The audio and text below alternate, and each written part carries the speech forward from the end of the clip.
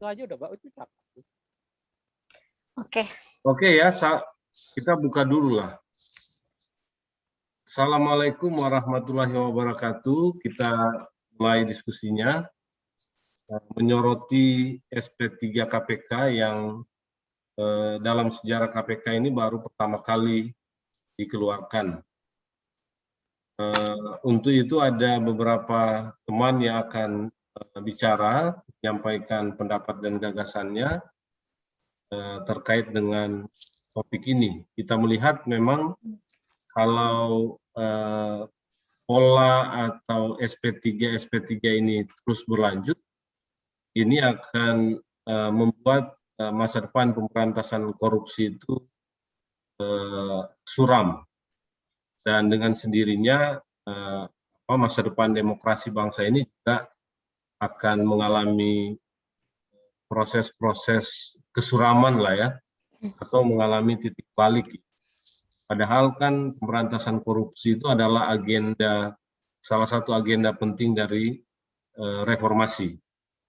Nah, saya beri kesempatan pertama kepada Mia Rosmiati ya, dari Indonesian Budget Center untuk menyampaikan gagasannya. Setelah itu nanti ada Merai, kemudian Badiul, dan mungkin Mas Arief Susanto. Kesempatan pertama kepada Mia dulu, silakan Mia. Ya, terima kasih Pak Jerry dan juga bapak-bapak yang lainnya. Sebetulnya tadinya mau Bang Roy ya, tapi Bang Roy minta Mia untuk menggantikan beliau. Nah, kita minta Mia sebetulnya. Kita gitu. bosan sama Roy soalnya. Oke, ini sebenarnya Mia juga belum terbiasa ya diskusi, apalagi dengan para ahli seperti ini, jadi agak grogi sebetulnya. Tapi untuk kasus SP3, dengan dikeluarkannya SP3 oleh KPK ini memang mengejutkan ya, dan publik tentu kecewa dengan putusan tersebut. Apalagi ini kan kasus yang cukup besar. Negara berpotensi kehilangan dana sebesar 4,58 triliun, dan itu bukan angka yang kecil, terutama di saat pandemi yang cukup sulit seperti ini gitu kan, di mana ASN aja sampai ada banyak yang mengalami pemotongan, terus juga publik juga banyak yang di PHK dan lain sebagainya dengan alasan pandemi. Dan perkara ini kan sebetulnya sudah cukup lama ya, sementara status dua orang tersebut itu masih buron, dan kalau misalnya secara logika bagaimana orang yang buron belum sempat diperiksa tapi sudah dilepaskan gitu, dan publik juga perlu tahu seperti apa proses yang dilakukan oleh KPK. Nah, melihat potret anggaran selama ini juga IBC khawatir karena tata kelola anggaran kita kan belum belum bebas korupsi. Anggaran publik kita itu sulit diketahui oleh masyarakat, yang artinya rentan terjadi penyimpangan. Dan dengan SP3 ini IBC khawatir orang semakin tidak takut untuk melakukan korupsi, karena dengan kasus besar saja di SP3 apalagi dengan kasus kecil seperti itu. Dan kasus BLBI dan dana bansos kemarin itu sebetulnya hanya 2 dari sekian banyak kasus korupsi yang merupakan bukti bahwa tidak adanya keterbukaan informasi dari tata kelola pemerintahan Indonesia. Padahal sebetulnya kebebasan informasi itu merupakan salah satu upaya untuk publik dapat mengontrol setiap langkah dan kebijakan yang diambil oleh pemerintah, sehingga tidak ada celah untuk melakukan korupsi seperti itu. Meskipun pemerintah Indonesia sudah berkomitmen untuk mewujudkan keterbukaan informasi itu dalam undang-undang, tapi nyatanya faktanya di lapangan publik masih kesulitan untuk mengakses informasi. Nah, oleh karena itu IBC mendorong adanya keterbukaan informasi dan jaminan publik terhadap akses informasi sebagai salah satu upaya pemerintahan yang transparan dan juga terbuka. Selain itu juga IBC mendesak adanya penguatan sistem hukum yang menjamin penegakan hukum yang bebas dari tekanan politik manapun. Mungkin itu dulu Pak Jerry dari saya. Baik, terima kasih Mia. Mungkin ada nggak ya penelitian-penelitian atau data-data di IBC itu terkait dengan proses-proses di KPK ya. Kan sebetulnya yang mau kita soroti ini adalah sejauh mana upaya KPK dalam konteks pemberantasan korupsi khusus terkait dengan komitmen dan komitmen KPK dan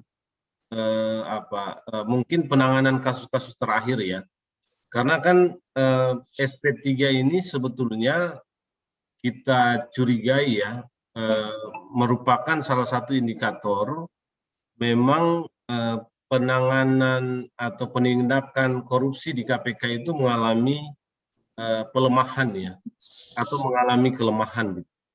Nah, sejauh mana IBC itu melihat fenomena ini ya? Mungkin juga kalau ada data-data dalam kasus terakhir sebetulnya menarik juga gitu, karena ini bisa kita jadikan semacam alat untuk mengukur seberapa jauh sebetulnya atau seberapa kuat komitmen KPK itu dalam konteks pemberantasan korupsi saat ini.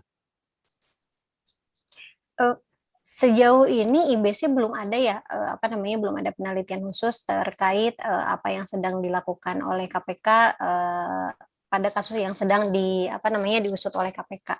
Jadi saya juga tidak bisa berbicara banyak soal itu gitu.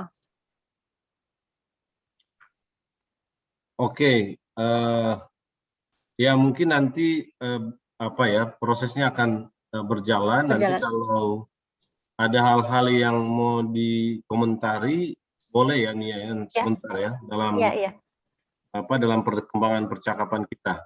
Ya. Baik, terima kasih Mia. Kita menuju kepada siapa dulu ini, Om Rai atau Om Badiul? Terserah. Rai dulu aja, kalau gitu. Karena Badiul masih tutup dia tutup kamera, jadi tutup kamera ini kadang-kadang tanda bahwa belum terlalu siap. Silakan, gitu ya Bang. Rai Rangkuti dari Lingkar Madani Indonesia. Terima kasih. Jadi, apakah suara saya jelas? Jelas tapi agak kecil. Oh begitu. Bentar, ini karena mungkin terlalu jauh dari perangkat ini? Mungkin. Halo? Ya. Sudah siap. Bagus ya? Cukuplah. Oke. Assalamualaikum warahmatullahi wabarakatuh. Salam sejahtera, selamat siang. Waalaikumsalam. Rekan-rekan yang berbahagia dan seluruh pemirsa dimanapun Anda berada. Saya kira dengan segala keterbatasan dan meskipun waktunya sudah agak sedikit terlambat gitu, tapi penyikapan ini tetap penting diungkapkan ya, kepada masyarakat terkait dengan SP3 yang dikeluarkan oleh KPK terhadap dua tersangka kasus PLBI. Dan kenapa gitu? Karena kalau tidak disikapi, saya khawatir pemberian SP3 ini tanpa kriteria yang jelas. Gitu. Apa saja sih sebetulnya yang secara etik, ini secara etik ya, bukannya yang sekedar secara hukum, secara etik dan logik yang memungkinkan satu kasus itu di SP3 atau tidak. Kenapa gitu? Karena kalau ya seperti sekarang misalnya, karena satu kasus dinyatakan sudah tertutup, maka dengan sendirinya kasus yang lain dinyatakan tertutup juga.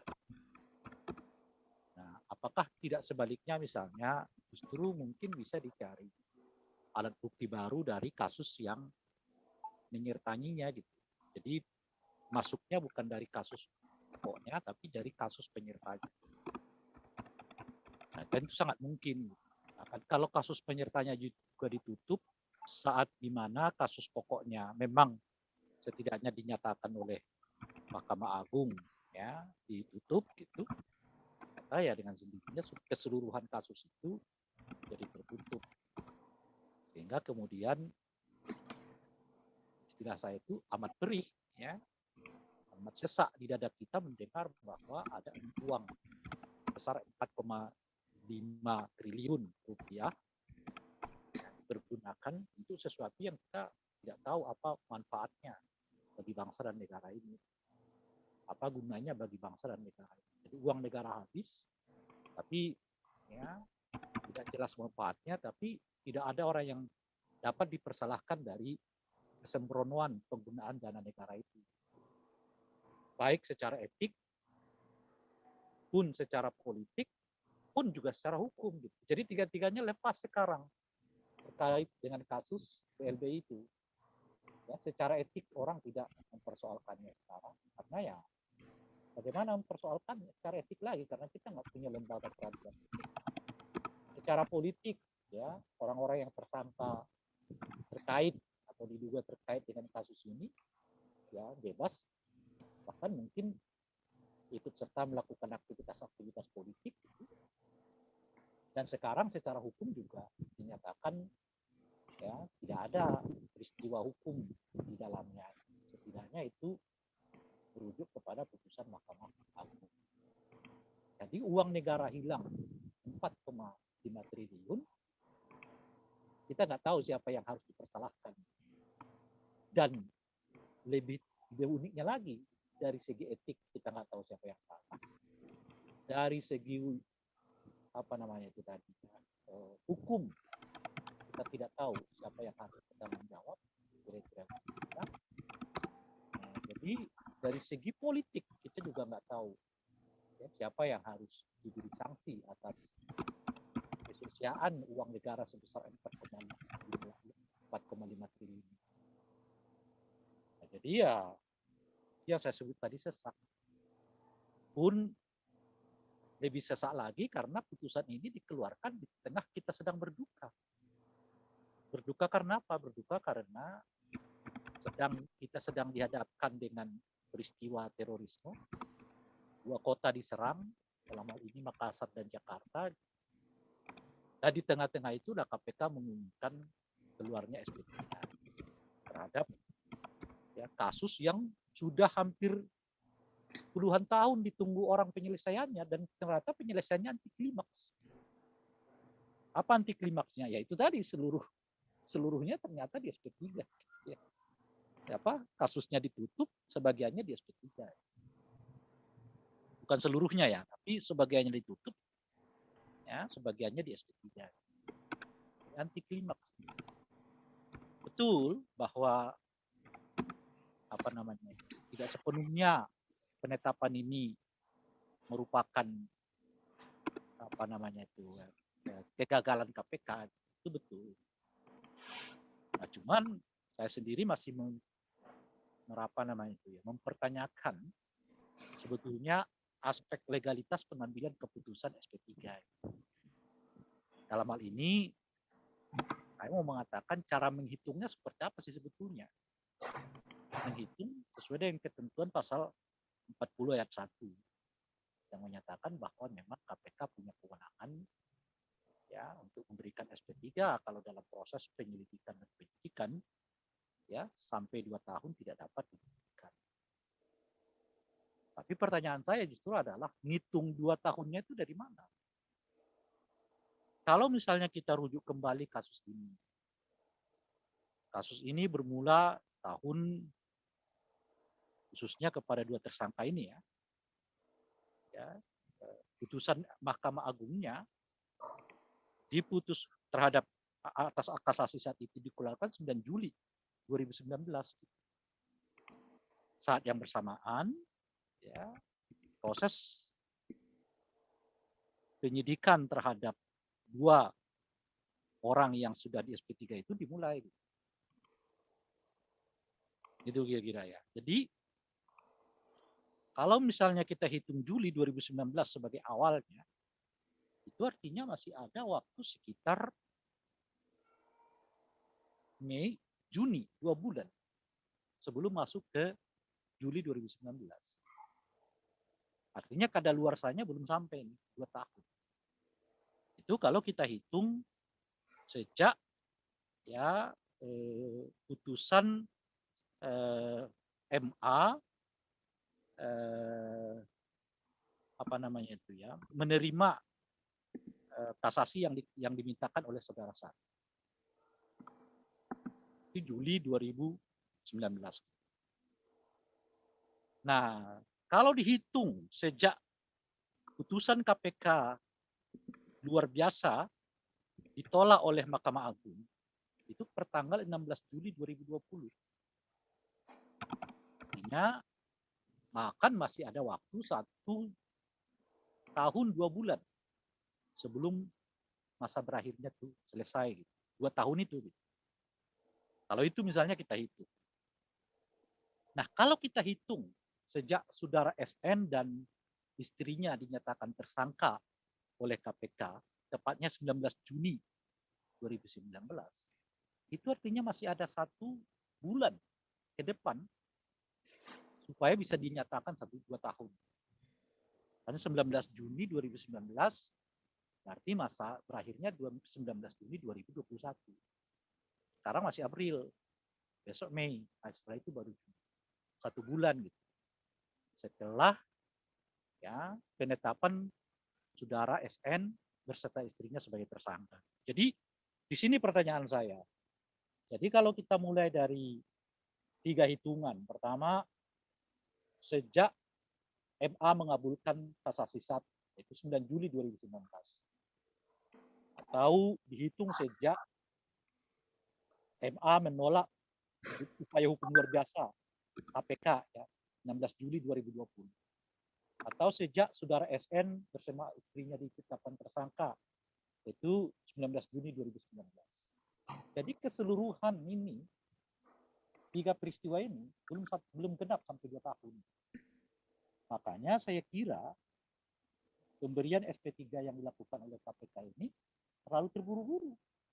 Karena di dalam undang-undang itu dinyatakan ya minimal 2 tahun. Kalau sudah 2 tahun belum dapat dinyatakan bukti-bukti yang cukup kuat, ya barulah SP3 dapat KPK dapat memikirkan untuk mengambil satu keputusan pemberian SP3 atau tidak. Itu.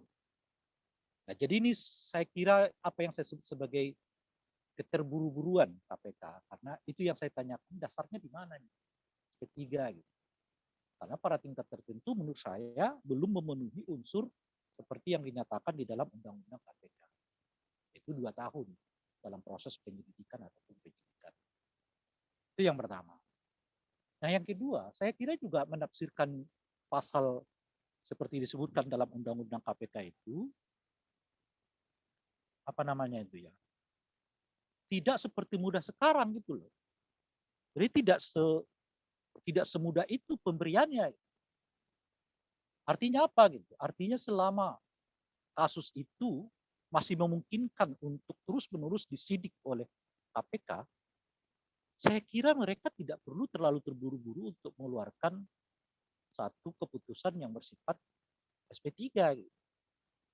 Saya sebetulnya, ya, meskipun lagi-lagi saya menolak pasal itu, tapi kalaupun kita baca, saya menafsirkan pasal itu pada satu kasus yang sudah tidak mungkin lagi dilakukan proses penyidikannya. Gitu. Misalnya apa? Karena apa? Ya karena misalnya yang bersangkutan telah meninggal dunia. Atau yang bersangkutan sakit yang tidak mungkin bisa lagi diharapkan sembuhnya. Lebih-lebih sakitnya itu berkenaan dengan katakanlah daya sadar, daya ingat yang bersangkutan. Jadi ya KPK bisa menyatakan ya tidak lagi melanjutkan kasus itu ataupun SP3. Sebab dahulu Kita ingat betul perdebatan di Januari 2019 ketika revisi undang-undang ini dilakukan. Salah satu argumen yang kuat itu ya karena menurut mereka yang mendukung pasal ini banyak orang yang ditetapkan sudah tidak ada lagi di dunia tapi statusnya tetap sebagai tersangka di KPK gitu. Sementara KPK nggak bisa mengeluarkan surat SP3 karena aturan saat itu belum dibuat. Gitu.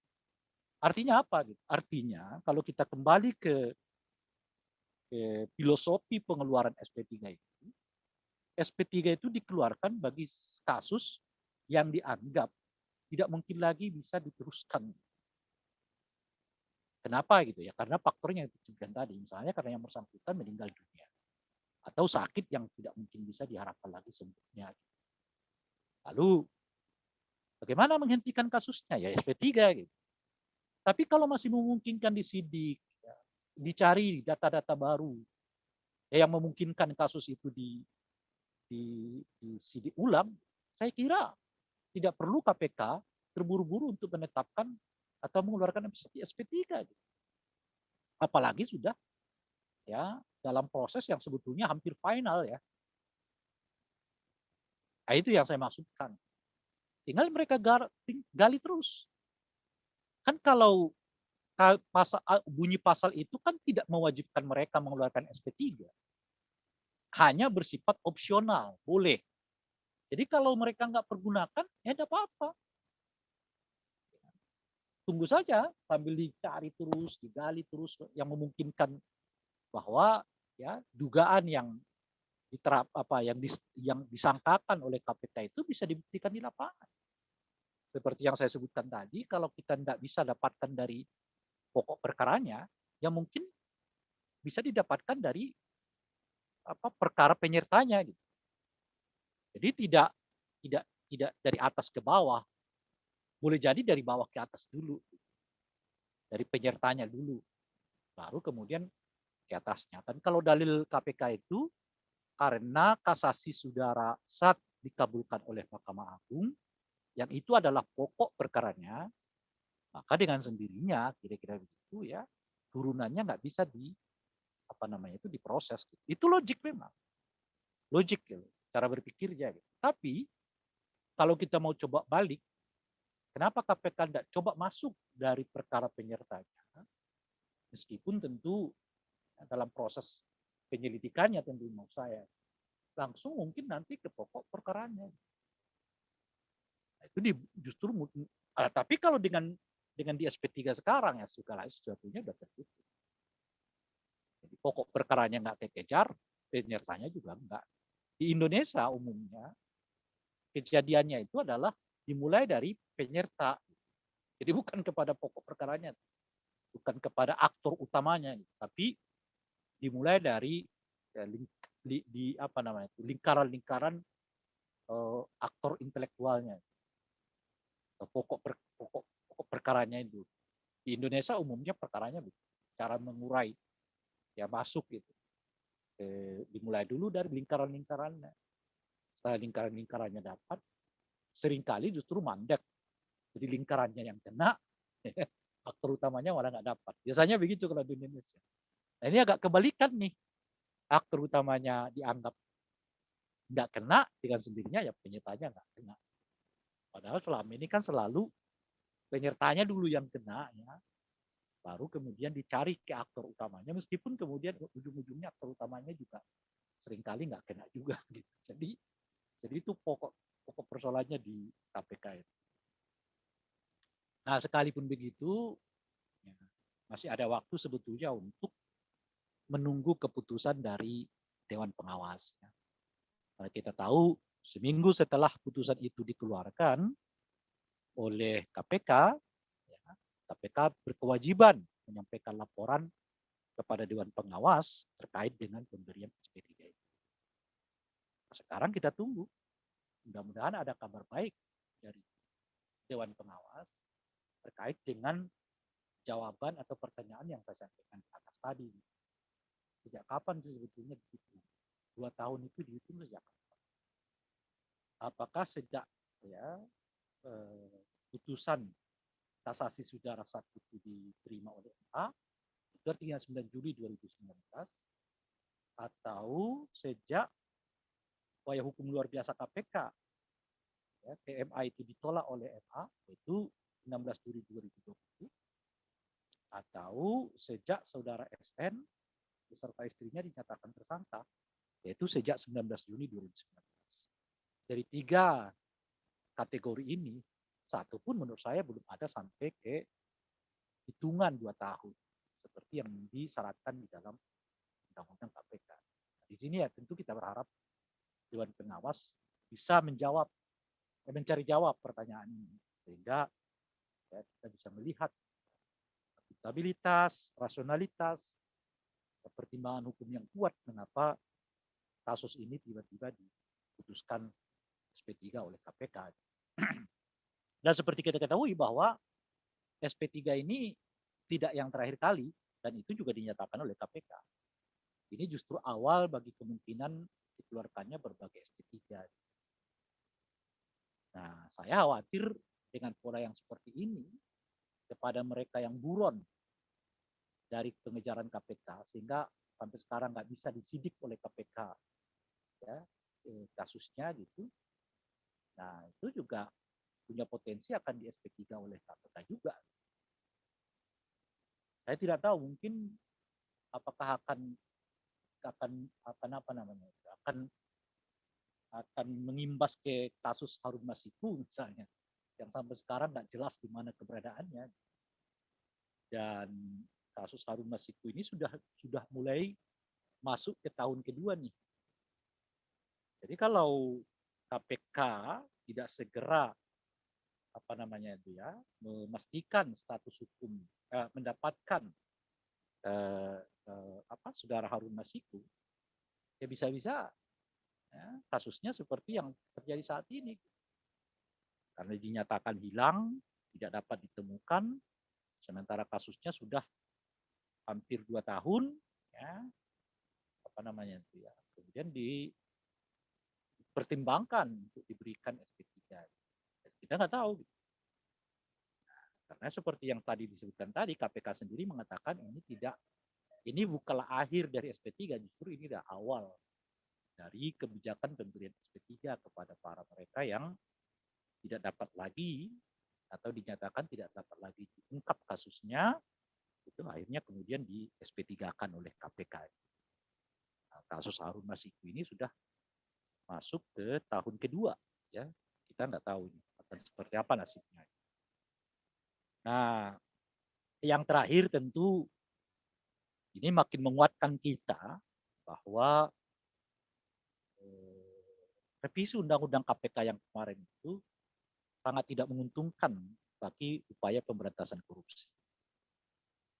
Bahwa yang sekarang ini terlihat ya, berupaya sekuat tenaga memberi meningkatkan performa supaya masyarakat tidak kecewa dengan revisi yang kemarin itu, ya itu kita alami. Setidaknya ada 2 kasus besar dan yang ditangani oleh KPK yang menyangkut 2 menteri, mantan menteri, dan penangkapan salah satu tersangka yang dinyatakan buron, yaitu cukup memberi napas optimisme bahwa revisi undang-undang ini sebetulnya tidak begitu banyak berpengaruh terhadap kinerja KPK. Bisa juga, tapi ya kita nggak tahu. Waktu berputar, waktu berjalan, ya kan? Dan seterusnya itu, gitu. Apakah undang-undang yang sekarang ini cukup kuat ya, menciptakan sebuah KPK yang berwibawa, agresif, dan tentu saja tajam ke atas. Ya. Bukan hanya tajam ke bawah, tapi juga tajam ke atas. Dan independen. Kita nggak tahu. Sebab dalam kinerja KPK yang sampai sekarang ini, ya kita nggak tahu untuk menilainya apakah benar-benar karena performa yang tidak terpengaruh pada revisi undang-undang KPK atau ya itu yang saya sebutkan tadi untuk menjaga optimisme publik. Gitu. Nanti kalau publiknya nggak terlalu care lagi, ya undang-undang ini memberi kemungkinan bagi ya, KPK untuk memberi SP3 pada orang-orang yang ya itu tadi nggak bisa diungkap kasusnya setelah dilakukan proses penyidikan lebih dari 2 tahun. Misalnya. Kita nggak tahu. Tapi yang sudah jelas itu SP3 dengan SP3 kepada saudara SN yang baru saja dikeluarkan itu amat sangat melukai perasaan kita. Meskipun lagi-lagi saya harus katakan bahwa secara logik argumen dari KPK itu dapat diterima meskipun saya bertanya dasar ngitungnya dari mana. Nah kalau dihitung dari 3 kasus seperti yang saya sebutkan itu seluruhnya belum ada sampai pada kita. Itu mungkin dari saya, Bung Jerry, kawan-kawan sekalian, kurang lebihnya mohon maaf. Dan mudah-mudahan diskusi kita ini tidak menimbulkan problem baru karena saya membaca di salah satu media sekarang seorang anak mahasiswa ya dinyatakan apa namanya itu ya dimintai keterangan karena melaporkan kasus korupsi yang terjadi di kampusnya. Sedih juga kita kan. Orang ada yang mau melaporkan kasus dugaan adanya tindak pidana korupsi, tapi kemudian malah ya, dimintai keterangan karena dianggap punya potensi ya apa namanya melanggar undang-undang yang berkenaan dengan undang-undang ITE. Kita tunggulah pidato presiden yang mengatakan supaya ada revisi terhadap undang-undang ITE ini, apakah benar-benar akan terwujud di lapangan atau itu yang sekedar pidato yang sekedar apa istilahnya membasuh muka agar tidak terlihat ya apa namanya tidak peduli pada kebebasan hak sipil. Kalau sampai pola-pola mereka yang melakukan pelaporan kasus korupsi pun akhirnya dipanggil dengan pasal yang lain, bukan pasal yang memastikan bahwa laporannya itu hoax, gitu ya, misalnya gitu, yaitu memperparah kondisi pemberantasan korupsi di Indonesia. Mestinya dibuktikan dulu dong, apakah ya, laporannya itu bohong apa tidak. Kalau ternyata bohong, ya tentu yang bersangkutan atau korban bisa mengadukannya dengan dalih atau alasan ya, mencemarkan nama baik. Tapi kalau bisa dibuktikan bagaimana nantinya? Itu loh kira-kira. Saya berharap tindakan yang seperti ini juga tidak berlanjut karena jelas-jelas akan ya, memperlambat upaya pemberantasan korupsi. Itu Bung Jerry, terima kasih banyak. Ya baik. Warahmatullahi wabarakatuh. Waalaikumsalam. Jadi terima kasih Bung Rai sudah memberi review ya dan catatan terhadap kasus ini sehingga mungkin kita yang agak lupa-lupa itu jadi sedikit ingatlah bagaimana sebetulnya kronologi kasus ini. Nah, saya mau langsung ke Mas Arief Susanto dulu ya dari Exposit Strategik karena beliau nanti jam 3 mau mengajar, jadi Om Badiul nanti terakhir aja. Silakan Mas Arief. Ya, terima kasih. Saya mau share screen, bisa ya, kah? Boleh dong. Oke, sebentar. Yang selalu kita tunggu kan share screen nih. Oh, tapi saya belum di set sebagai co-host, jadi belum Udah, bisa. silakan. Oh, ya oke. Terima kasih Kak Mia. Sebentar. Ya, oke. Terima kasih teman-teman. Saya melihat ini sebagai awal dari terbukanya kotak Pandora ya, penghentian perkara. Jadi kalau tadi Bung Rey datang dengan semacam skeptisisme ya, bahwa kasus ini bukan yang pertama, dan KPK sendiri juga sudah memberi sinyal bahwa ini juga bukan yang pertama, maka saya mengandaikannya sebagai terbukanya kotak Pandora. Oke, perkara Samsul Nur Salim ini nggak apa-apa, Bung, disebut aja namanya. Ya, SN nanti saya pikir Setia Novanto. Iya, makanya Bung Rai itu kok agak sopan. Iya. Pakai inisial-inisial, ini baru pertama kali terjadi nih pakai Nggak inisial. bisa sopan terhadap koruptor itu. Dia takut kena ITE nih, karena ITE nggak jadi direvisi kan? Ya, enggak, yang diberi SP3 memang Samsul kan, bukan Ya, Samsul Nur Salim yang BDNI, bukan Samsul Nur Salim yang lain, karena bisa jadi ada orang lain yang namanya Samsul Nur Salim gitu ya.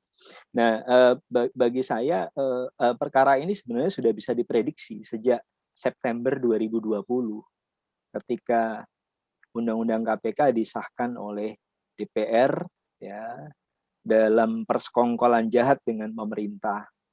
Jadi kalau saya muat gambar gedung KPK sedang didisinfektan, ya saya pikir itu fakta sesungguhnya, ya tidak hanya secara implisit tapi juga secara eksplisit, karena di KPK ini banyak kumannya ya.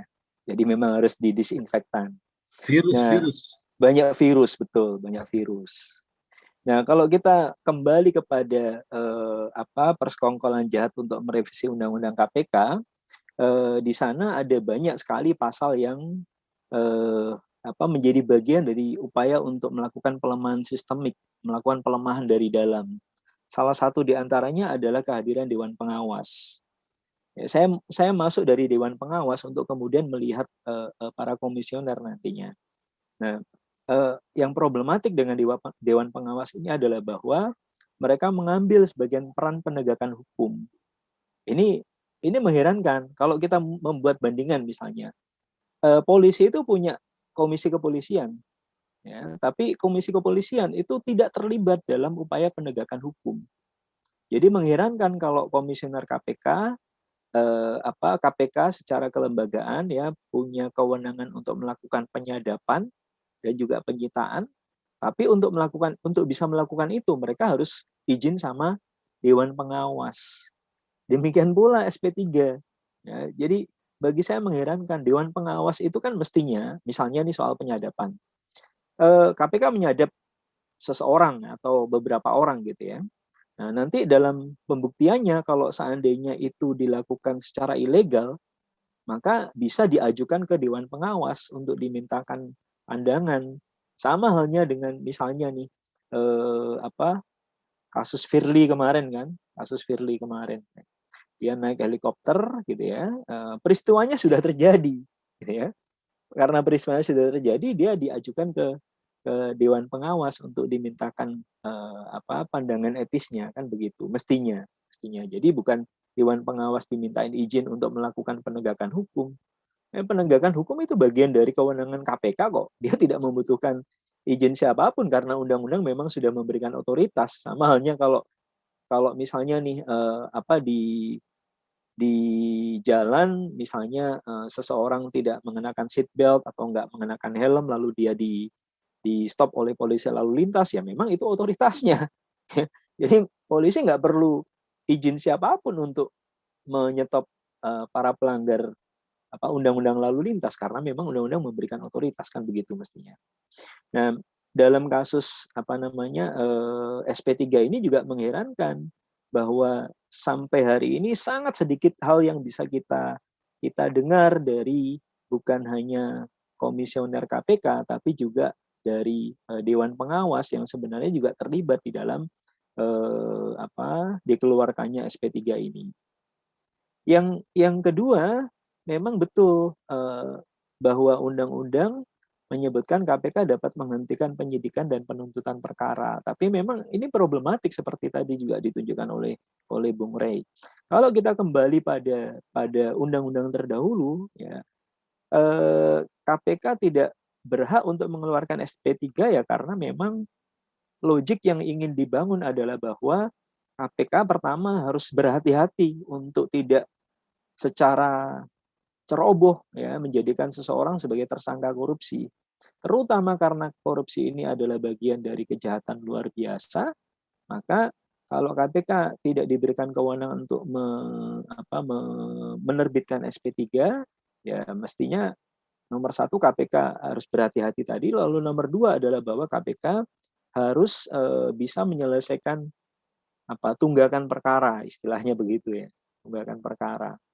Jadi bukan kemudian kalau ada perkara yang tidak bisa diselesaikan, ya saya khawatir ya betul sama kayak Bung Rey tadi, saya khawatir bahwa ke depan kalau ada perkara yang tidak bisa diselesaikan dalam jangka 2 tahun, padahal 2 tahun itu juga waktu yang terlalu singkat saya pikir untuk pengungkapan kasus korupsi yang biasanya bukan hanya bersifat rahasia tetapi juga berkelindan, yang kasus-kasusnya mungkin juga menyangkut nama-nama yang kadang-kadang untouchable gitu ya. Jadi mestinya batasan 2 tahun itu juga terlalu singkat gitu ya. Nah, mari kita lihat, saya mungkin masuk ke hal yang lebih umum. Tadi Bung Rey sudah banyak melihat kasus BDNI ini. Ada banyak sebenarnya utang perkara ya, kalau boleh dibilang begitu, utang perkaranya KPK gitu ya. Saya hanya menyebut beberapa di antaranya. Nomor satu jelas korupsi BLBI. Ini sudah berlangsung dari tahun 2004. Ya, sudah berapa ini? Sekitar 7 tahun ya. Sudah sekitar 7 tahun mengendap. Ya. Nanti jangan-jangan makin lama nanti KPK atau para penegak hukum lain bisa menggunakan tameng karena kasusnya kadaluarsa gitu ya. Yang kedua yang juga menyangkut kejahatan perbankan, ya, karena merugikan negara maka dia adalah sebuah kejahatan korupsi, yaitu bailout Bank Senturi. Ya, saya pikir orang sudah mulai lupa bahwa ada perkara Bank Senturi yang bahkan juga belum tuntas sampai hari ini. Ya. Lalu yang ketiga, ini janji yang diucapkan oleh KPK rezimnya Abraham Samad waktu itu, bahwa mereka akan segera menyelesaikan kasus-kasus, bukan cuma satu, kasus-kasus korupsi di sektor energi dan mineral. Ya, saya pikir KPK-nya Firly belum punya catatan yang mengesankan. Ya, sudah ada memang penangkapan ya terhadap 2 menteri, ya, tapi saya khawatir bahwa itu lebih mirip sebuah gimmick yang mungkin akan membuat orang segera terkesima gitu ya melihat KPK bisa menangkap 2 orang menteri gitu ya. Tetapi kalau kita mau periksa ternyata kan banyak sekali utang-utangnya KPK ini. Yang berikutnya IKTP. Memang betul sudah ada Setia Novanto yang sudah divonis gitu ya. Tapi saya ingat pemberitaan banyak sekali media pada waktu itu yang menyebut bahwa Setia Novanto itu bukan orang dengan jabatan paling tinggi yang terlibat di dalam sengkarut ya, karena begitu kuatnya jerat ini dalam jaringan yang bukan hanya luas tapi juga menyangkut orang-orang dengan kekuasaan besar gitu ya. Nah, jadi ini masih menjadi sebuah utang bagi KPK. Lalu yang terakhir yang saya sebut ya sebenarnya masih banyak lagi, tapi ini yang besar-besar aja. Ya tadi itu Harun Masiku. Ya. Penyelesaian kasus suap KPU ini mestinya kan tidak berhenti di Wahyu Setiawan. Ya. Bahkan bukan tidak mungkin ada Harun-Harun yang lain gitu yang melakukan kejahatan suap atau kejahatan pemilu ya, yang mungkin juga di luar ranah kewenangannya KPK. Tapi jelas bahwa KPK punya banyak utang terhadap publik. Ya. Nah, saya mengkhawatirkan dengan bukan hanya tumpukan utang itu, tetapi juga dengan dikeluarkannya SP3 terkait BLBI ini, itu benteng keadilan kita sudah roboh. Benteng keadilan kita roboh. Karena sejak 98 ya, reformasi 98 itu di sektor hukum punya dua fondasi penting. Ya, yang satu adalah pembentukan Mahkamah Konstitusi yang sudah juga digerogoti korupsi sehingga Saya pikir kalau hari ini orang tidak percaya sama Mahkamah Konstitusi ya normal gitu ya. Yang nggak normal kan Mahkamah Konstitusinya. Lalu yang kedua adalah berdirinya KPK yang sebenarnya sudah digerogoti dengan revisi Undang-Undang KPK, tetapi dengan dikeluarkannya SP3 ini, saya bisa mengatakan bahwa secara resmi benteng keadilan kita sudah roboh. Benteng keadilan kita sudah roboh. Nah, saya masuk ke BLBI. Ada banyak hal yang aneh sebenarnya ya. Kalau saya mengatakan bahwa kalau Arsad Temenggung dan Samsul Nur Salim ini bebas, pertanyaannya siapa yang sesungguhnya bertanggung jawab terhadap lebih dari 4,5 triliun kerugian negara hanya dari kasus ini. Hanya dari kasus ini. Jadi Arsad Temenggung bebas. Samsul Nur Salim dapat SP3. Terus siapa yang salah gitu loh. Ya. Kan menjadi aneh kalau ada 4,5 lebih dari 4,5 triliun keluar dari kas negara masuk ke kantongnya BDNI, lalu berapa? Dari 2004 ya. Sekarang ya 16 tahun ya. Setelahnya itu nggak tahu kita siapa yang bertanggung jawab terhadap hal ini. Ya. Saya pikir di kasus ini KPK kalah telak. Ya, bahkan KPK sudah kalah sebelum berperang. Kenapa? Samsul Nur Salim ditetapkan sebagai tersangka 2019. Tadi sudah disebutkan. Kemudian 2 kali tidak datang ketika dijadwalkan untuk pemeriksaan, lalu menghilang, ya, menjadi DPO, masuk dalam DPO. Ya. Tapi bagaimana mungkin KPK belum pernah sekalipun memeriksa Samsul Nur Salim, ya. Lalu sekarang mereka mengeluarkan SP3. Jadi saya khawatir bahwa dalam kasus-kasus besar yang sedikitnya 5 yang tadi saya sebut itu, kalau KPK tidak mampu menghadirkan tersangkanya, ya, misalnya nanti tadi itu Harun Masiku dijadikan contoh ya, itu bagus juga dijadikan contoh. Kalau Harun Masiku buron gitu ya, nanti sudah sampai 2 tahun, ya bukan tidak mungkin KPK akan mengeluarkan SP3. Situasi ini bahkan lebih buruk dibandingkan Soeharto. Ya, kalau kita ingat Soeharto itu pernah coba dituntut untuk dihadirkan ya oleh hakim waktu itu yang tanggung jawabnya dibebankan kepada kejaksaan. Jaksa gagal menghadirkan Soeharto dengan alasan bahwa Soeharto sakit permanen, lalu pengadilan memberi otoritas kepada kejaksaan untuk menyembuhkan Soeharto. Ya. Soeharto tidak kunjung sembuh sampai dia meninggal sehingga Soeharto tidak bisa dihadirkan ke pengadilan. Saya bukan hendak membenarkan tindakan itu, tetapi Soeharto meninggal gitu. Jadi kalau bukan berarti case closed ya, bukan ya. Tapi kita tidak bisa membebankan lagi tanggung jawab kepada Soeharto karena dia sudah meninggal. Nah ini kan mengherankan. Ya. Ada 4,5 triliun lebih. Ya, bahkan saya nyontek catatannya Fitra, tolong dikoreksi nanti kalau salah Mas Badiul. Fitra itu pernah merilis sebuah pernyataan ya bahwa secara total potensi kerugian negara akibat BLBI bukan hanya yang menyangkut BDNI tapi yang lainnya juga itu katanya lebih dari 2.000 triliun. Bahkan peluang untuk kerugian itu membengkak bisa menjadi lebih besar kalau kasus ini terus-menerus bukan hanya berlarut ya, tapi bahkan tidak ditangani. Ya. Nah sehingga saya bertanya-tanya, jangan-jangan KPK ini sudah tunduk pada special interest, pada kepentingan khusus. Sebab kalau kita melihat ke belakang, ya, ada rangkaian antara Undang-Undang Cipta Kerja dan revisi Undang-Undang KPK yang kemudian bermuara pada bertemunya banyak kepentingan di sektor bisnis dan politik. Ya, sehingga bukan hanya membuat koalisi pendukung pemerintah itu menjadi sulit untuk dilawan, tapi juga bahwa berbagai model manipulasi itu menjadi semakin lama semakin menggiriskan gitu ya. Nah, ini poin terakhir yang mau saya katakan.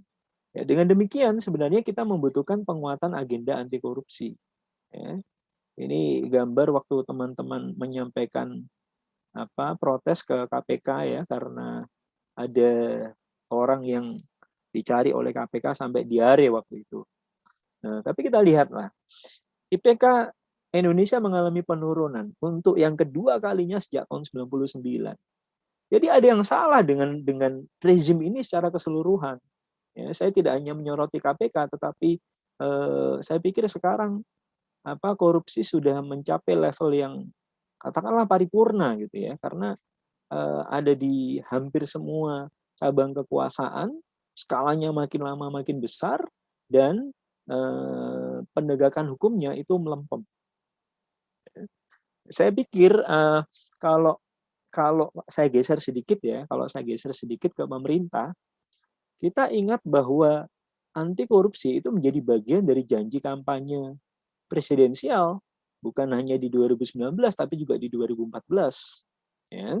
Nah, kalau sekarang kedua kubu sudah menyatu, ya, tidak ada lagi oposisi, ya, maka bayangan saya mestinya negara dengan kekuatan yang begitu besar itu bukan hal yang sulit untuk memberantas korupsi. Tapi kan justru hal yang sebaliknya terjadi. Bukan hanya itu, sekarang ini kita berhadapan dengan salah satu episode paling buruk sejak tahun 99 ketika ruang kebebasan itu makin lama makin menciut. Ya, tadi Bung Rey menyebut ada undang-undang ITE yang disasarkan kepada kelompok semuanya ya, kelompok mahasiswa, civil society dan yang lain-lain gitu ya. Atau juga beberapa pasal karet yang sebenarnya siap untuk dijadikan sebagai jerat gitu ya, sebagai perangkap ya, untuk mereka yang menyuarakan pandangan yang berbeda. Nah, terakhir saya ingin membalik juga situasi bahwa ini memberi tantangan besar bagi kalangan civil society. Setelah kita tidak bisa lagi berhadap dengan pemerintah, setelah tidak ada lagi oposisi, setelah kampus juga dijadikan tidak lebih daripada feedernya industri karena hanya menghasilkan tenaga kerja terampil, tetapi tidak dengan orang-orang kritis gitu ya. Nah, kelompok mana lagi yang bisa kita harapkan gitu ya? Saya pikir kalau media juga punya problem tersendiri gitu ya, sehingga sekarang ini ya PR-nya civil society sangat berat gitu ya. Bahkan saya berulang-ulang mengatakan ini bukan hanya episode tergelap dalam konteks kebebasan, tetapi juga dalam konteks bahwa di masa sekarang inilah civil society mengalami kondisi yang paling lemah dalam lebih dua dekade terakhir. Ya. Kalau ini berlanjut, saya pikir bukan tidak mungkin dalam jangka ke depan kita akan terus membiarkan kotak Pandora tadi terbuka dan SP3 untuk kasus-kasus yang lain akan terus diberikan. Ya, tentu bukan secara gratis ya, karena ada kemungkinan juga persekongkolan jahat ini melibatkan kekuatan ekonomi dan kekuatan politik yang sulit untuk dirobohkan. Begitu. Terima kasih. Ya, terima kasih. Ya, terima kasih Mas Arief. Sekaligus saya izin. Oke, nggak apa-apa. Ya. Karena tadi sudah izin pas jam 3:02 ya. Tapi saya kira tadi gambaran yang dikemukakan memperkuat apa yang tadi dikemukakan di awal ya oleh Mia dan Rai. Sekarang kita akan masuk ke Madiul, makanya tepat juga ini Madiul ditempatkan di akhir ini karena ada data-data yang mungkin perlu diungkap ya, khusus terkait dengan berapa sebetulnya asumsi atau katakanlah prediksi kerugian negara yang terjadi dalam kasus BLB ini. Sebagaimana yang tadi sudah disinggung Mas Arief ya. Jadi dengan mungkin analisis dan pertimbangan-pertimbangan lain ya yang bisa dikemukakan. Silakan Mas Badiul Hadi dari Seknas Fitra. Baik. Kalau mau share screen boleh ya. Karena tadi waktu kita jeda-jeda itu saya dengar agak ketik-ketik soalnya. Jadi kelihatannya ada yang mesti dibagi nih kan. Silakan. Ya, Bang. Terima kasih. Assalamualaikum warahmatullahi wabarakatuh. Selamat siang. Waalaikumsalam. Teman semuanya, narasumber, teman-teman media, dan yang menyaksikan live streaming kita di YouTube Sahabat ABC. Siang ini kita akan bicara tentang isu yang sebenarnya sangat luar biasa, tapi sepi ya, tetapi sepi di mana? Di Ini banyak sekali 10 nih.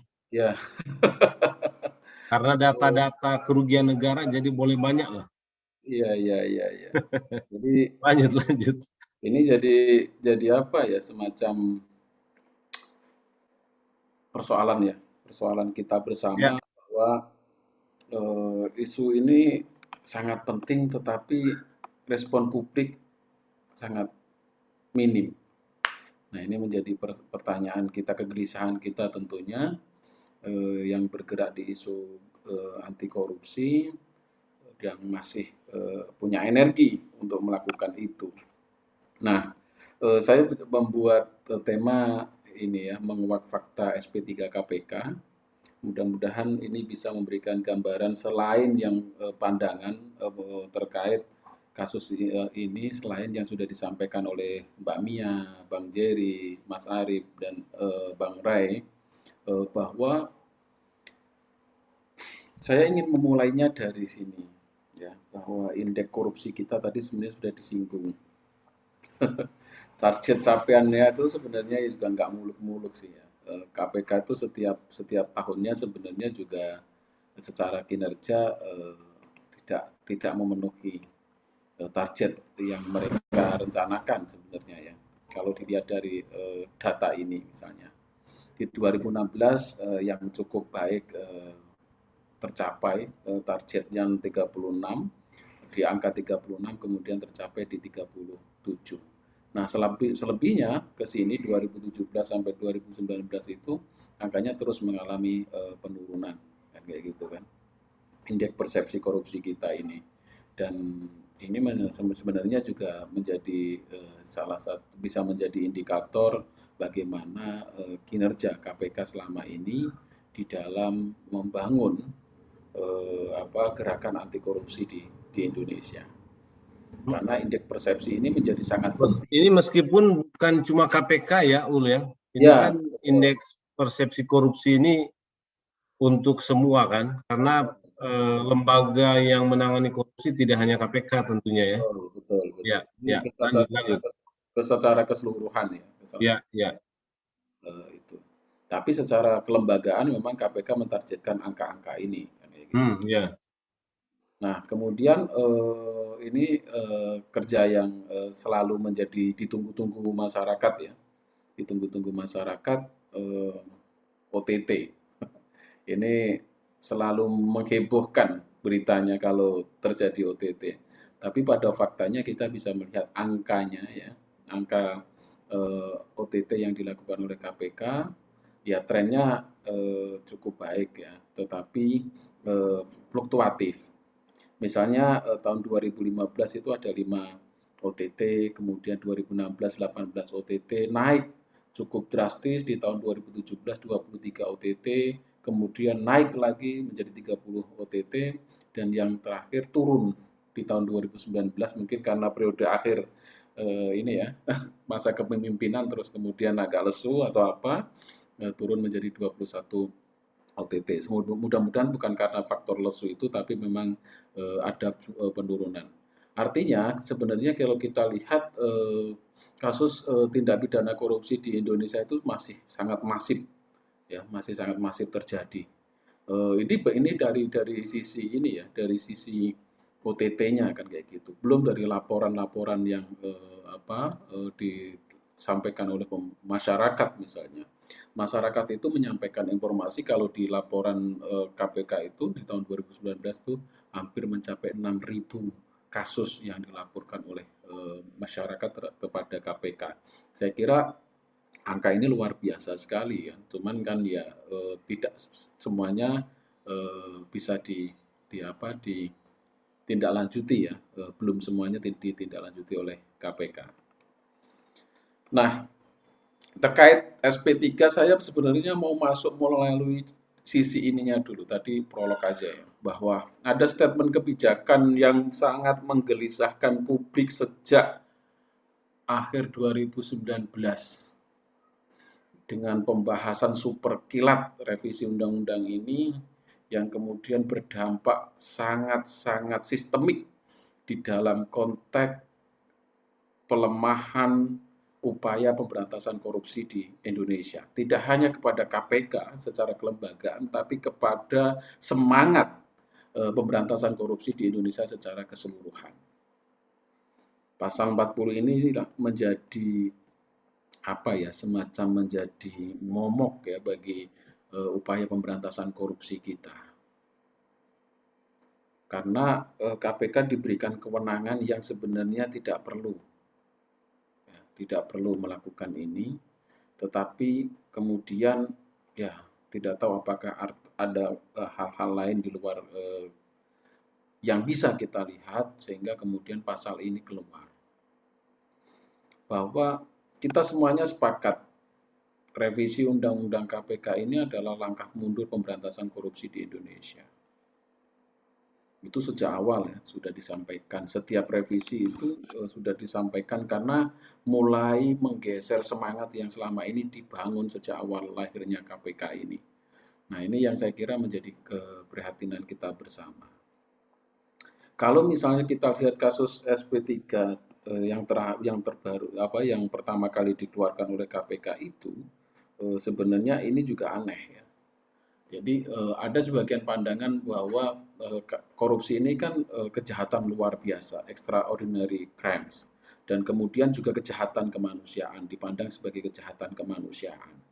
Kejahatan kemanusiaan kemudian dianulir dengan kemanusiaan juga, bahwa SP3 ini merupakan bentuk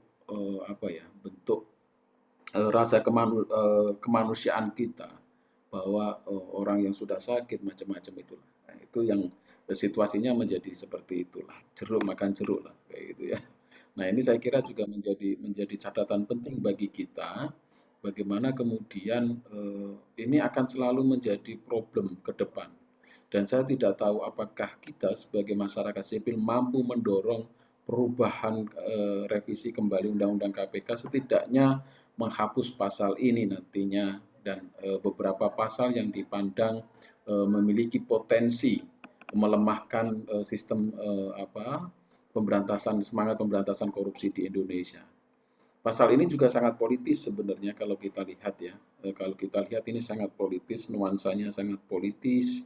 Terus ini menjadi ruang negosiasi bagi para koruptor dan kawan-kawannya.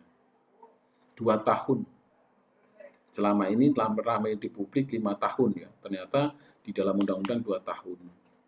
Jadi kalau misalnya hari ini KPK menangani korupsi, dugaan korupsi misalnya si A, kemudian selama 2 tahun ada proses penyelidikan, kemudian naik menjadi penyidikan, itu tidak tuntas, maka KPK bisa menghentikan itu. Bisa menghentikan itu dengan berbagai alasan, karena tidak cukup bukti, karena macam-macam. Ini yang saya kira perlu menjadi perhatian kita bersama sebagai kelompok masyarakat, bahwa semangat pemberantasan korupsi kita ini jangan sampai kemudian kendor karena digembosi dari dalam.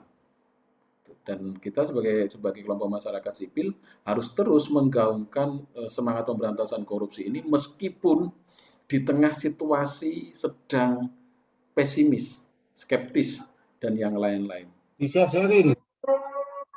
Itu bawah juga. Nah, ini beberapa hal yang saya kira menjadi catatan penting. SP3 ini sebenarnya sudah sinyalemennya sudah disampaikan beberapa waktu sebelum ini keluar ya. Di Februari tahun 2020 pasca revisi undang-undang itu dikeluarkan, KPK sudah mengumumkan setidaknya ada 36 kasus yang akan dihentikan penyidikannya. Ini sebenarnya sudah ada sinyal-sinyal ini ya disampaikan oleh. Cuman ini beberapa kasusnya mungkin, cuman data ini sekali lagi tidak dipublis oleh KPK. Saya tidak tahu kenapa data ini tidak dipublis oleh KPK, karena kalau kami melihat bahwa ini sebenarnya menjadi penting. Masyarakat tahu kasus-kasus mana saja yang akan dihentikan oleh penyidikannya oleh KPK. Gitu loh.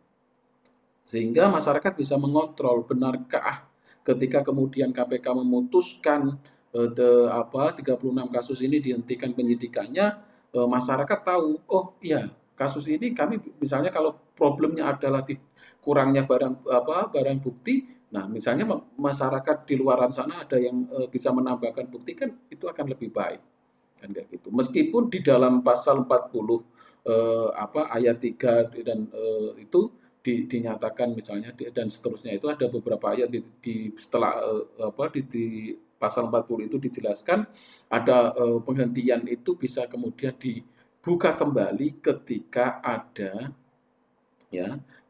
ada bukti-bukti baru. Sebenarnya beberapa kasus juga sudah terjadi begitu, kan kayak gitu. Kemudian pada Desember 2020 KPK mengungkapkan ada 4 kasus yang menjadi perhatian publik dan ini mandek proses penyidikannya.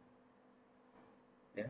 Yang pertama soal perkara BLBI yang tersangkanya Samsul Nur Salim itu, terus kemudian ada Pelindo 2. Nah, kasus BLBI ini kemarin sempat muncul ya, meskipun tidak kuat di publik, kemudian sebelum munculnya SP3 ini. Nah, kasus PT Pelindo ini juga kemarin tersangkanya juga RJ Lino juga dipanggil lagi nih, kan kayak gitu. Apakah ini juga menjadi sinyalemen akan seperti BLBI setelah dipanggil terus kemudian dia akan dihentikan dengan SP3 juga? Nah, kita nggak tahu itu. Kemudian ketiga adalah suap terhadap komisioner KPU, dan yang keempat itu kasus EKTP. Ada 4 kasus ini yang prosesnya menurut pengakuan KPK di tahun akhir 2020 itu prosesnya mandek. Mandek ini banyak faktornya. Ya, banyak faktornya. Kalau kita berpikiran kurang pesimis ya, mungkin KPK udah males nih, gitu kan. Udah males nanganin kasus ini nih, karena udah lama kan kayak gitu, dan terlebih ada payung hukum nih untuk menghentikan kasus ini. Nah, daripada repot, ya udah misalnya gitu kan, kita keluarin aja SP3 nih. Akhirnya kan keluar tuh BLBI setelah sekian tahun, ya hampir 20 tahun lebih kasus ini terjadi, kemudian di SP3 kan kayak gitu. Nah, ini juga sangat memungkinkan kan kayak gitu loh, bahwa kasus-kasus lain juga akan terjadi semacam itu. April 2021 misalnya, bulan April ini KPK mengeluarkan SP3 itu sebagai jawaban dari persoalan-persoalan yang ada di sini. Statement 4 kasus ini artinya bahwa 3 kasus selain BLB ini juga sangat berpotensi untuk dikeluarkan SP3-nya karena dipandang misalnya sudah tidak memenuhi standar lagi, sudah lebih dari 2 tahun bahkan berpuluh-puluh tahun tidak selesai-selesai kan kayak gitu kan. EKTP ini kan juga sudah lebih dari 5 tahun bahkan kan kayak gitu. Nah, ini saya kira karena ini kan di periode antara tahun 2009 sampai 2014 kan kayak gitu. Nah, itu saya kira juga menjadi catatan pentingnya. Nah, terkait khusus BLBI sebenarnya Fitra sudah lama mengawal kasus ini ya, bahwa secara prinsip kita menolak menyesalkan SP3 yang dikeluarkan oleh KPK ya. Karena ini menciderai semangat yang selama ini kita bangun bersama-sama sebagai tadi bagian dari agenda reformasi di Indonesia, bahwa korupsi itu menjadi problem yang harus dilawan bersama, menjadi musuh bersama oleh kita semua. Meskipun pada kenyataannya justru kasus korupsi semakin merajalela.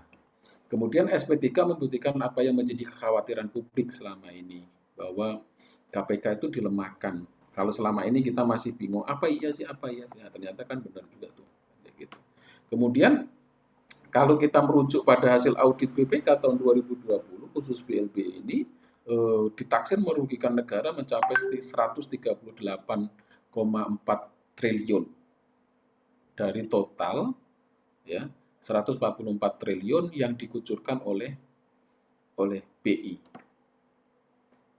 Artinya kebocorannya itu mencapai 95,7%.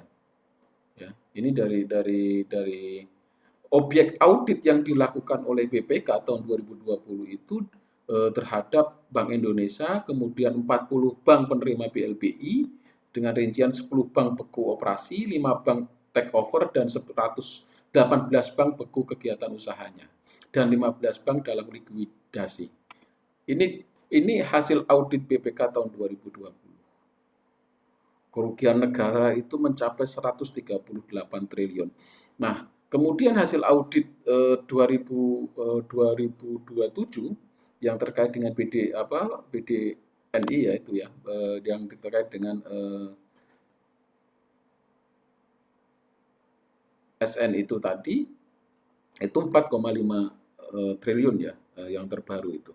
4,8 triliun ya, kasus kerugian negara. Nah, terkait dengan kasus BLBI ini, negara itu membayar kewajiban beban bunga tetap atau fixed rate-nya itu 11,375% per tahun selama 43 tahun. Artinya kasus ini BLBI ini pembayarannya itu sampai 2055 tahun ya, sampai 2055 itu baru selesai dibayarkan. Dan setiap tahun negara itu APBN itu terbebani hampir 250 triliun untuk membayar bunga berbunganya ini. Ini luar biasa, ini sudah akumulasi ya. Akumulasi bunga macam-macam, pinjam pokok, pinjaman, dan ini akumulasi bunganya saja 250 triliun. Nah, hasil penelusuran kita bahwa kasus korupsi BLBI ini menjadi beban negara, merugikan keuangan negara hingga mencapai 5.000 triliun sampai dengan 2043 nanti. Ini bukan angka yang sedikit, ya, angka yang sangat luar biasa, dan ini menjadi merenggut kesejahteraan yang mestinya diterima oleh masyarakat. Anggarannya bisa untuk membangun kesejahteraan masyarakat, tapi terenggut oleh kasus BLBI ini, karena beban BLBI ini yang ini hanya dinikmati oleh segelintir orang-orang kaya di Indonesia yang berkasus dengan BLBI ini. Sementara ratusan juta masyarakat yang hidup dalam garis kemiskinan ini tidak mendapat perhatian lebih. Kalau terdapat bantuan paling berapa? 300.000, 600.000. Ini uang ratusan triliun dikeluarkan, diberikan kepada orang-orang kaya, kan kayak gitu. Dan dampaknya sampai saat ini adalah, salah satunya adalah APBN kita tuh selalu defisit nih, keuangan negara ya. Salah satu faktornya penyebabnya ya karena ada beban utang BLBI ini. Gitu loh. Makanya kita selalu menyerukan agar pemerintah itu Kemenq untuk serius menarik piutang BLBI ini gitu loh. Jangan setengah-setengah gitu. Kalau setengah-setengah ya nggak akan menyelesaikan persoalan terkait dengan dampak dari kasus BLBI ini. Bahkan kita beberapa kali menyuarakan agar pemerintah mengajukan moratorium gitu loh, moratorium pembayaran BLBI ini gitu loh. Karena sebenarnya situasi kedaruratan hari ini itu bisa memungkinkan pemerintah untuk mendapatkan moratorium itu gitu loh. Tapi kayaknya pemerintah masih merasa pede aja kan kayak gitu kan untuk membayar beban ini, dan kemudian ya tidak melakukan upaya-upaya pemberantasan moratorium itu kan kayak gitu. Nah, saya kira ini menjadi tantangan ya bagi kita ke depan, bahwa sebenarnya ya makanya kita semuanya kenapa menyayangkan SP3 BLBI itu ya karena memang kerugian yang dihasilkan dari kasus ini itu memang luar biasa gitu loh. Dan tidak tanggung-tanggung loh. Ketika pengucurannya itu 144 triliun duit negara itu dikucurkan begitu saja. Nguap 95%. Tidak jelas kan kayak gitu kan. Dan 138 triliun totalnya. Ini kan mengerikan sekali kan kayak gitu. Ketika kemudian diakumulasi sampai tahun 2043, 5.000 triliun kerugian keuangan negara ditaksir mencapai 5.000 triliun. Kok bisa-bisanya di SP3 gitu loh. Ini kan sangat-sangat sangat menyakiti perasaan masyarakat. Dan saya kira ini menjadi problem yang harus kita kawal bersama-sama, dan kita perlu mendorong DPR untuk memanggil KPK ini. Memanggil KPK, minta klarifikasi apa sebenarnya yang terjadi kok sampai keluar SP3 ini. Kan kayak gitu. Karena kita sebagai masyarakat sipil ya enggak bisa kan kemudian ini. Ya yang kita punya perwakilan ya kita mencoba saja berharap kepada dewan untuk melakukan upaya ini, memanggil pimpinan KPK untuk menjelaskan kenapa BLBI ini yang bikin tekor negara sekian ratusan triliun kok tiba-tiba di SP3 kasusnya kan kayak gitu. Nah, saya kira ini meskipun kasus yang di SP3 ini merupakan cabang dari kasus BLBI secara umum kan kayak gitu. Tapi ini menjadi catatan penting bagi kita bahwa KPK periode ini apakah serius dalam penanganan korupsi, gitu, pencegahan dan penanganan korupsi. Selanjutnya ini, Mas Madiun, ya, coba kembali ke slide yang tadi ya. Ini kan di poin pertama itu kamu bilang ini negara rugi ratusan triliun ya. Baru yang di poin ke-6 itu hingga 5.000 triliun. Itu bedanya apa ya? Ya, makanya saya tadi bilang, ini kan ratusan triliun ini kan awal nih, ya. Hasil audit. Angka yang ini audit ya. Ya, audit BPK ya. Angka yang dihasilkan dari 444 triliun pengucuran itu ditaksir kerugiannya mencapai 138 triliun. Nah, duit ini kan duit utang, Bang, sebagian. Ya. Nah, ini kan negara kan harusnya, makanya ini di poin ini juga setiap tahun negara itu membayar hampir 250 triliun gitu loh. Iya, oke. Jadi 5.000 triliun itu adalah akumulasi dari total kerugian negara yang akan dirasakan oleh negara sampai 2043, karena jatuh tempo akhirnya sampai 2055. Oke. Lanjut. Oke, sip. Nah, ini penanganan tindak pidana korupsi di KPK ya. Penyidikan itu di warna biru ini. Jadi di tahun 2019 itu ada 145 kasus perkara yang ini totalnya ya ini. Ada 442 penyelidikan, kemudian ada 268 penyidikan, dan itu di tahun 2019 sebanyak 45 kasus, 145 kasus, dan ini sangat berpotensi. Kalau kita lihat banyak sekali kasus-kasus di dalam ini, kalau teman-teman buka datanya itu yang akan berpotensi terlebih yang lebih dari 2 tahun ya, yang lebih dari 2 tahun. Itu luar biasa banyaknya kasus ini, dan itu sangat berpotensi untuk diberhentikan, gitu loh, diberhentikan oleh KPK dengan bisa saja dikeluarkan itu. Jadi 38 kasus yang diberhentikan itu memang kalau dilihat dengan amal merujuk ke undang-undang baru ini sangat-sangat memungkinkan itu dilakukan oleh KPK kan ya gitu. Nah, ini yang menurut saya ya, beberapa kasus yang menurut masuk daftar antrian SP3 ya, karena usianya lebih dari 5 tahun. Kalau undang-undang kan menyatakan lebih dari 2 tahun. Nah, ini 5 tahun kami masih pakai hitungan. Misalnya ada 19 perkara sejak tahun 2011 sampai sekarang itu masih pada tahap penyidikan. Ada kasus tadi EKTP, Alkes di Banten, kemudian pembangunan gedung IPDN di beberapa provinsi termasuk misalnya Sumatera Barat, perizinan tambang di Konawe, Pelabuhan Sabang, Pelindo II, PLTS, membangkit listrik tenaga surya, kemudian kasus mantan Gubernur Sumut, kemudian kasus Pertamina, dan banyak lagi kasus. Bisa saja kasus-kasus yang terupdate terbaru misalnya di Kemenak, di Kemenpora, itu nanti kalau kemudian dinyatakan tidak memenuhi tidak ada barang bukti tambahan, bisa saja kemudian di SP3 kan kayak gitu. Itu sangat memungkinkan kalau kita melihat fakta datanya dari total 260-an perkara tadi ya, 260-an 8 kasus perkara yang disidik oleh KPK, dan itu kita bisa lihat banyak sekali kasus yang memiliki ruang masuk daftar antrian SP3 itu. Sangat memungkinkan untuk mendapatkan SP3. Dan saya kira ini menjadi tantangan kita bersama untuk mengawal terus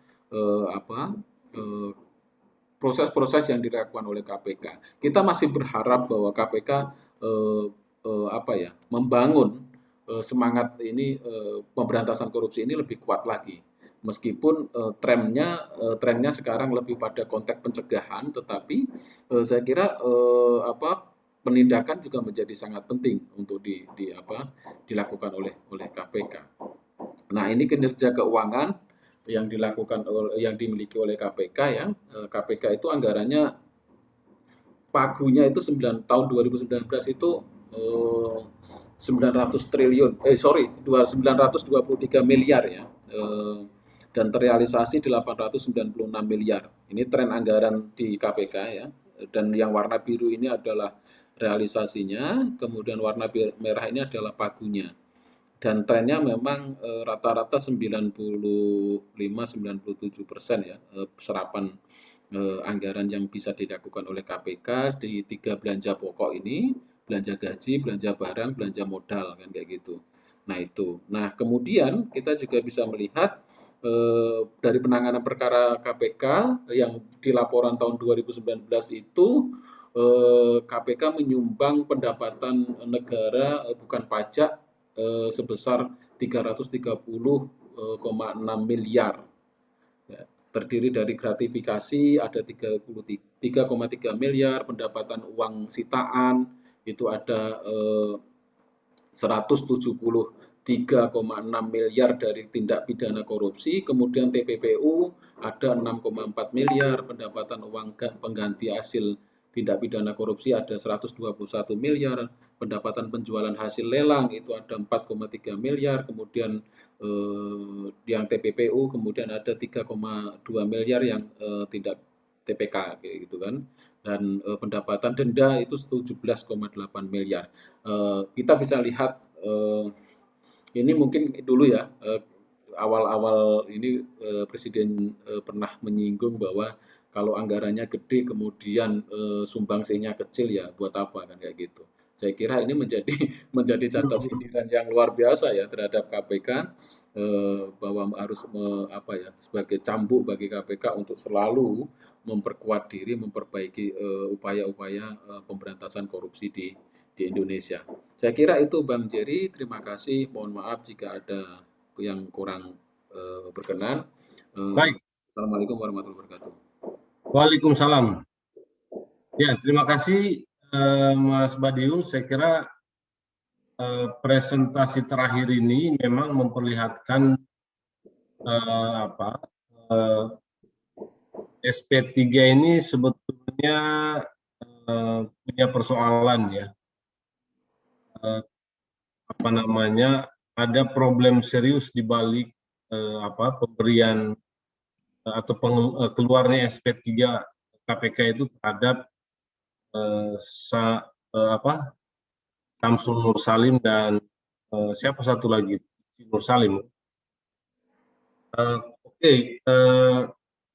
Nah saya kira kita harus akhiri. Saya nggak tahu kalau teman Jenggis ini mau bertanya, tapi saya ingin mengemukakan 3 hal ya, sebagai mungkin sebagai kesimpulan, kalau ini bisa dianggap sebagai kesimpulan. Yang pertama, saya kira yang juga harus kita prihatinkan ya, saya kira kasus-kasus penanganan atau penindakan korupsi sekarang ini kurang mendapat perhatian publik ya. Artinya publik makin nggak peduli sebetulnya dengan kasus-kasus korupsi yang muncul ya.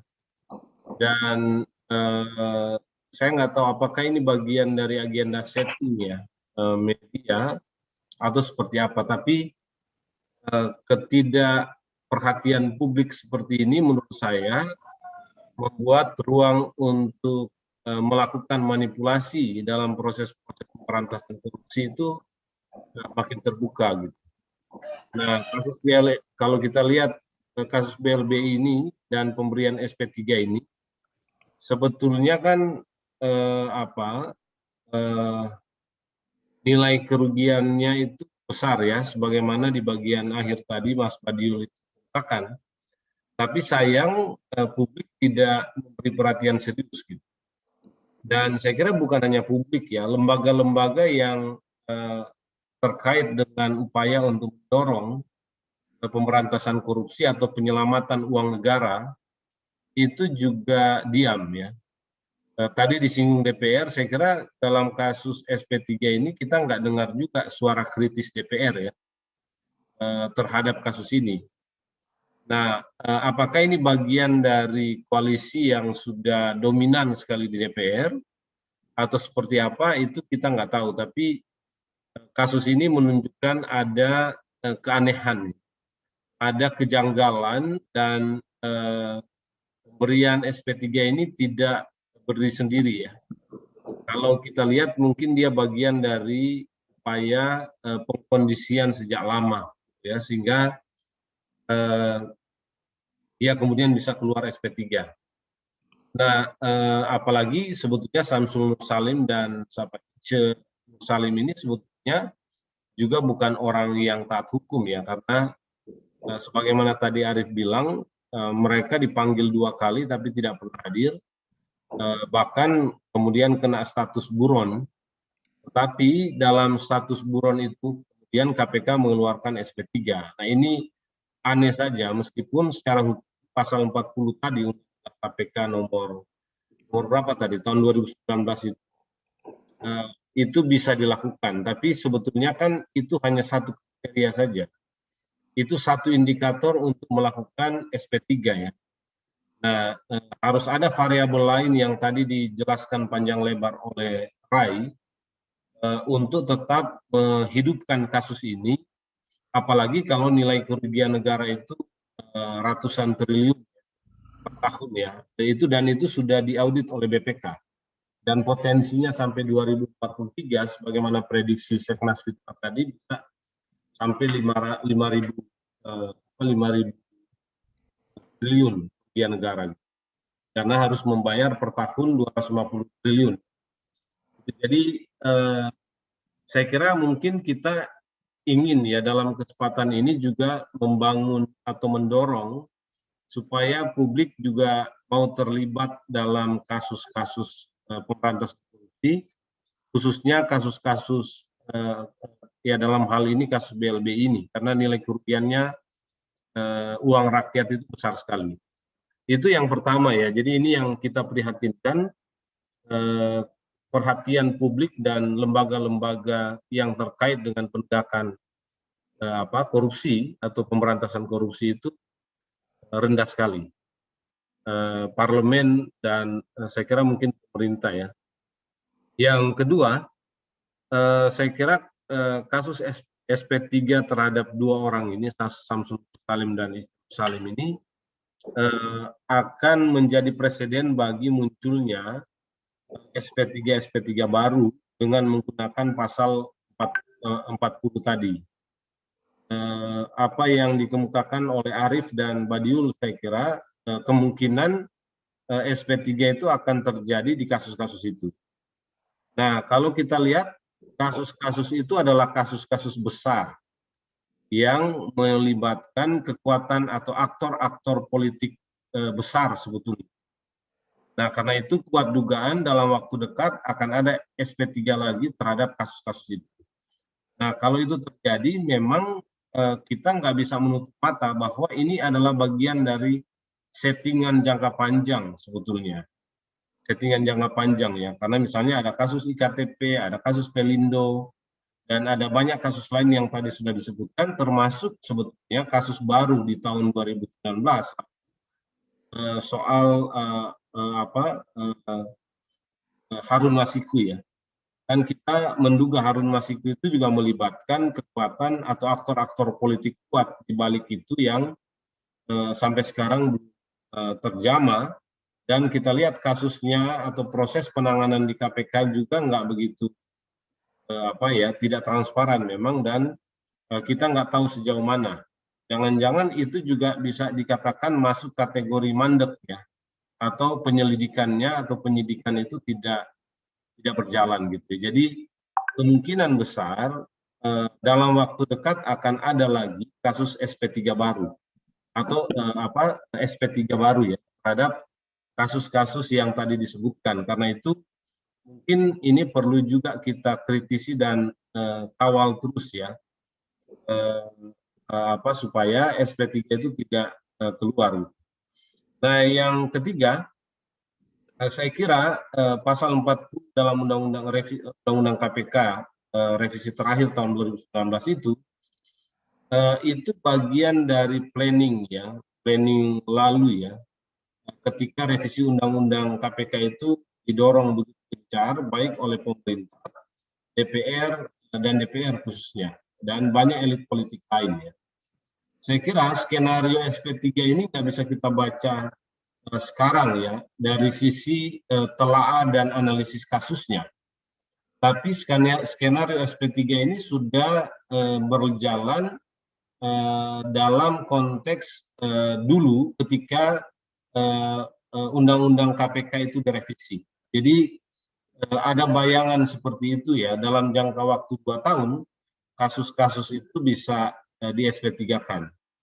Dan kita nggak melihat dalam hal ini ada update KPK yang cukup progresif dan transparan terkait dengan banyak kasus besar yang di masa lalu terjadi tapi mandek tadi gitu ya. Tidak ada update sebetulnya. Banyak kasus-kasus itu kan memang menyinggung banyak aktor politik besar ya. Misalnya dalam kasus Bank Senturi itu Demokrat dan Presiden waktu itu dibawa-bawa namanya ya.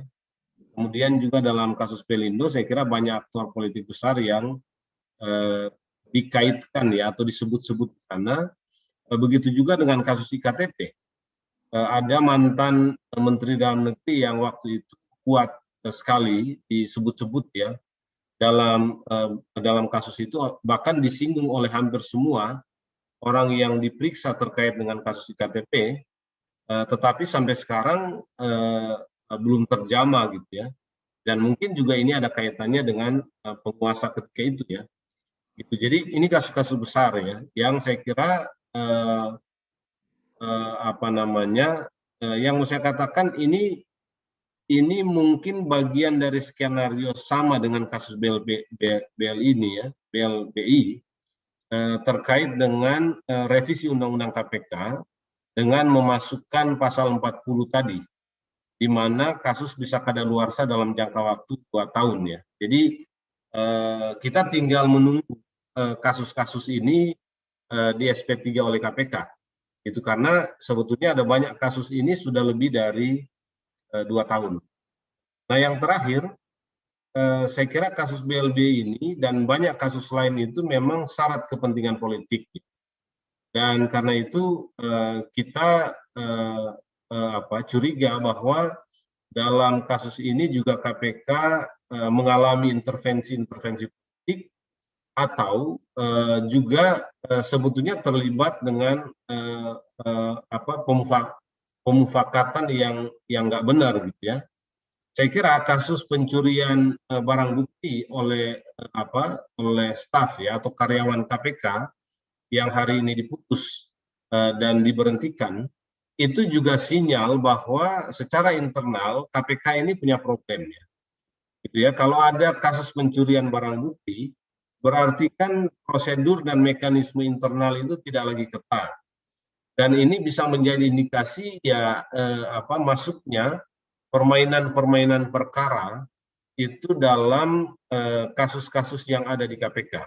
Apalagi kalau perkara itu atau kasus itu punya dimensi atau nuansa politik yang sangat kuat, yang sangat tinggi gitu. Jadi saya menilai secara pribadi kasus BLBI ini syarat dengan banyak kepentingan politik dan mungkin saja juga melibatkan aktor-aktor politik kuat di balik itu. Sama dengan banyak kasus lainnya. Nanti kita akan lihat ke depan, kalau kasus-kasus yang tadi dikemukakan oleh Mas Badiul itu betul nanti kemudian ada SP3-nya, ini juga kasus-kasus yang saya kira syarat dengan kepentingan politik karena melibatkan aktor-aktor politik kuat di balik itu. Nah, ini menandakan memang kita harus membangun kembali ya awareness publik untuk mengawal kinerja KPK. Penangkapan 2 menteri itu dikapitalisasi menjadi sebuah prestasi. Tentu kita juga berterima kasih ya, dan kita mengapresiasi juga itu. Tetapi kalau kita teliti kasusnya, sebetulnya penanganan kasusnya itu juga tidak melebar ya. Karena dia mengerucut hanya di internal birokrasi saja. Padahal kuat dugaan bahwa kasus-kasus itu, misalnya dalam kasus Ben-Nur ya, dan dalam kasus Bansos, yang menjerat atau kemudian KPK menangkap 2 orang menteri, ada banyak aktor politik lain ya, yang berinduk di partai-partai politik tertentu, berada di balik itu. Dan sampai sekarang dalam proses penanganan kasus di KPK, aktor-aktor politik ini tidak tersentuh karena KPK fokus kepada jajaran birokrasinya.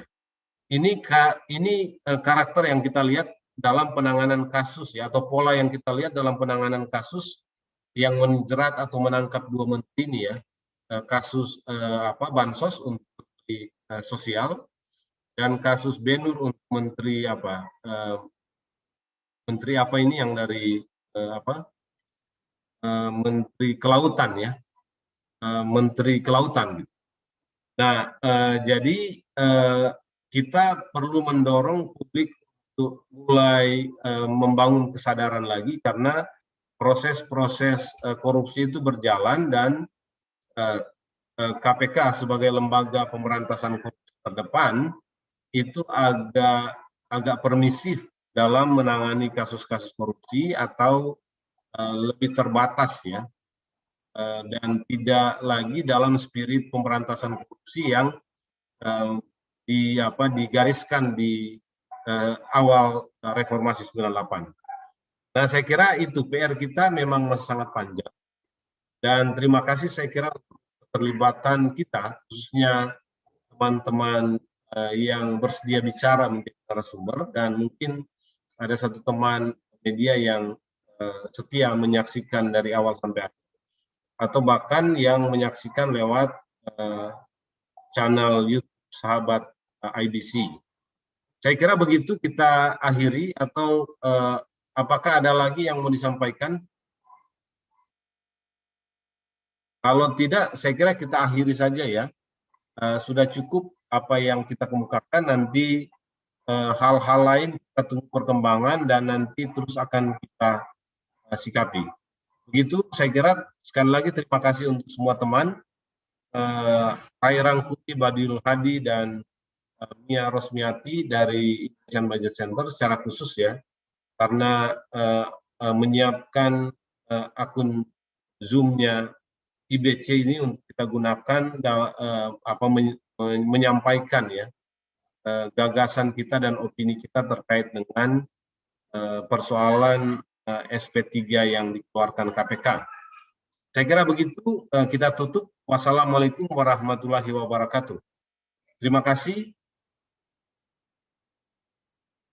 Terima kasih Mia. Mia sudah harus konsentrasi untuk hal lain, jadi sudah, saya kira kita akhiri saja ya. Nanti mungkin YouTube-nya kita sebarkan dan pernyataan sikap itu bisa kita sebarkan 1-2 jam ke depan. Terima kasih.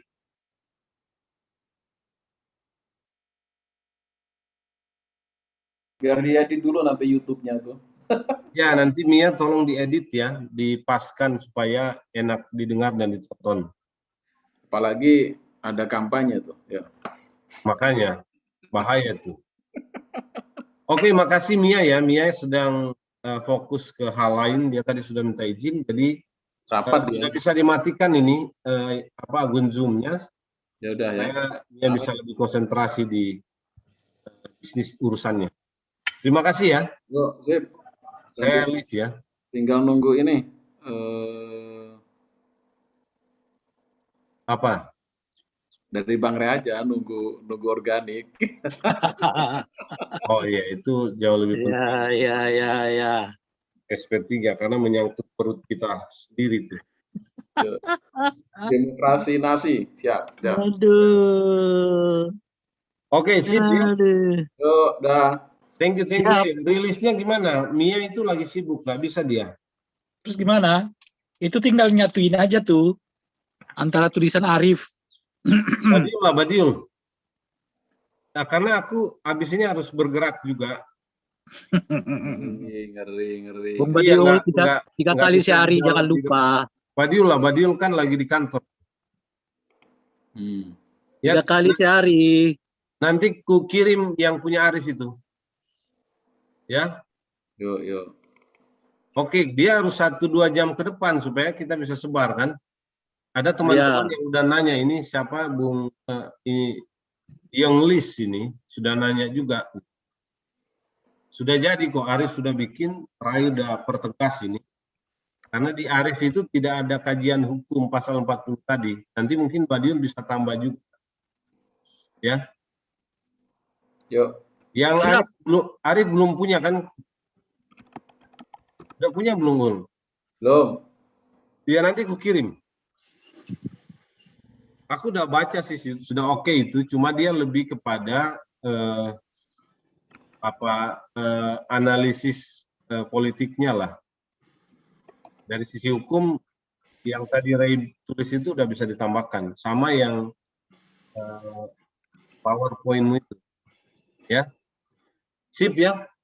Yuk. Thank you ya. Kita pamit ya. Pamit ya. Sip. Yuk, live. Thank you. Yuk. Makasih Mia. Yuk.